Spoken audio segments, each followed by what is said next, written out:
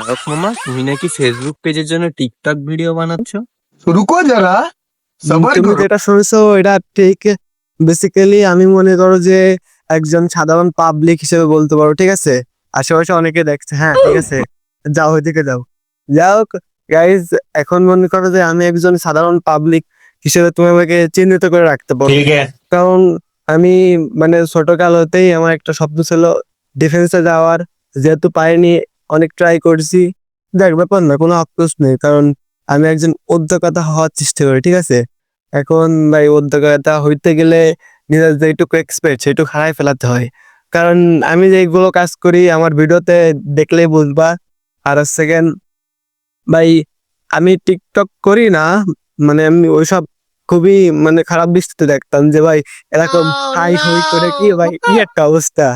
যাই হোক ভাই, আমি ওইসব রাউন্ড পছন্দ করি না, ভালো লাগে না।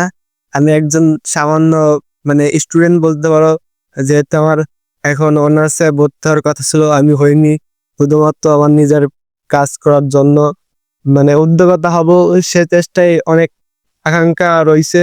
যা হোক, কি করতে পারি বা কি করব এটা বুঝতেছি না, আল্লাহ ভরসা, আল্লাহ জানে কি করতে পারি।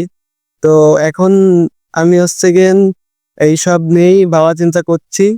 ফেসবুকে যেহেতু কথা হচ্ছে, ফেসবুকে ভাই আমি মানে ভিডিও ছাড়তাম, ফার্মিং এর ভিডিওই ছাড়তাম। তো এখন দেখছি ফার্মিং এর ভিডিও আগে আমার জনপ্রিয় হইতে হবে। জনপ্রিয় একজন কন্টেন্ট ক্রিয়েটর না হইলে ভাই এসব আসলেই সম্ভব না।